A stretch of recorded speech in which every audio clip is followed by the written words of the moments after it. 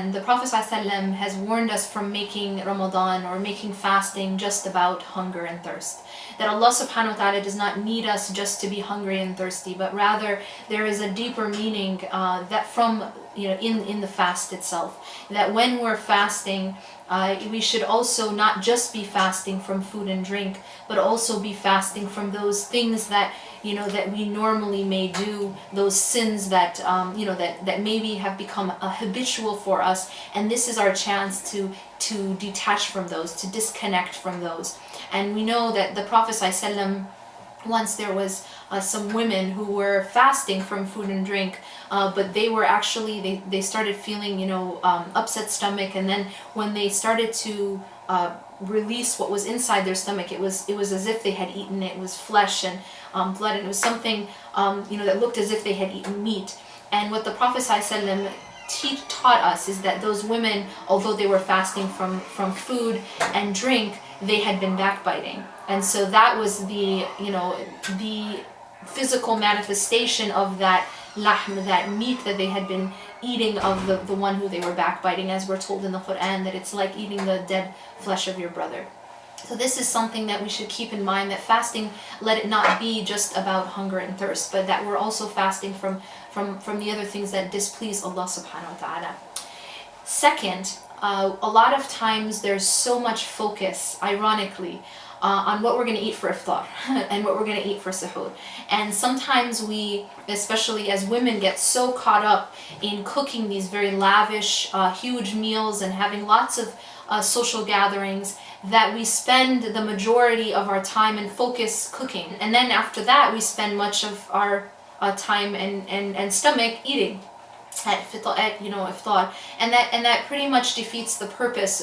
One of the purposes of fasting is not to get really hungry and then overeat at iftar, but rather that we're supposed to detach from this focus on food altogether. And so when the companions and the Prophet ﷺ used to have simple iftar, we don't need to.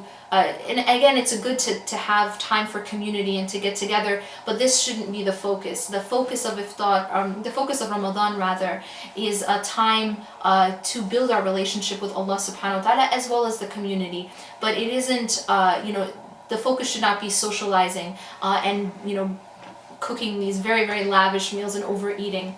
So something to keep in mind, especially for us women, is not to get so consumed with cooking and socializing and having this hosting people and that kind of thing. Although inshallah it is rewarded, you are rewarded for feeding the fasting person, but just keeping focused that this should be a time for you to build your relationship with Allah subhanahu wa ta'ala and to increase in your remembrance and your dhikr of Allah subhanahu wa ta'ala. Third, it's very important, and as we enter into Ramadan, there's going to be a lot of different responsibilities that different people have. Again, women have this responsibility of cooking the meals, a lot of times more social invitations, but make sure that you set aside time just alone with Allah subhanahu wa ta'ala, and try to have that time every single day, whether it's after salah, in the morning, in the evening. And one of the most blessed times to have that is the time just before Fajr prayer. In the last third of the night, we're told that Allah subhanahu wa ta'ala descends to the lowest heaven and calls out, who is asking from me so I may give him, and who is seeking forgiveness so I may forgive him. And this is a time when Allah subhanahu wa ta'ala is nearest to us. So it's really important to utilize that time to build our relationship with Allah, especially during the blessed month of Ramadan, where the mercy of Allah subhanahu wa ta'ala is just showering on us.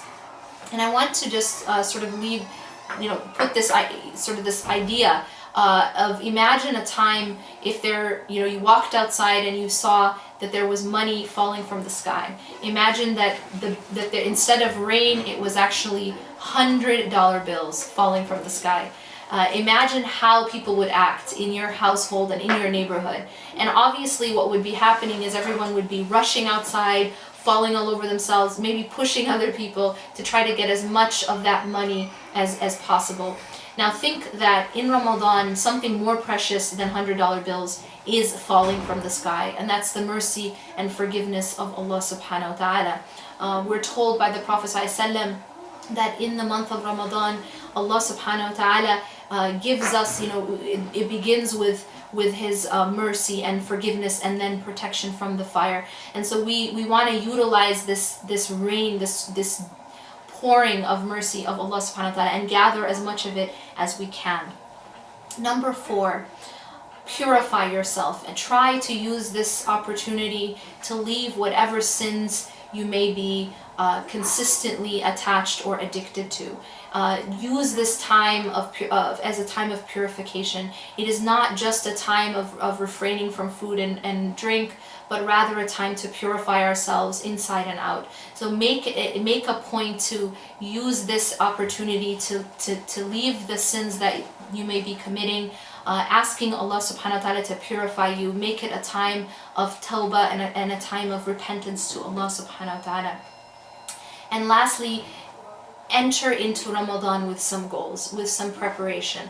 We know that, for example, if we're getting ready to get married, many months go into preparing for that one day. Some people spend a whole entire year planning for just a few hours.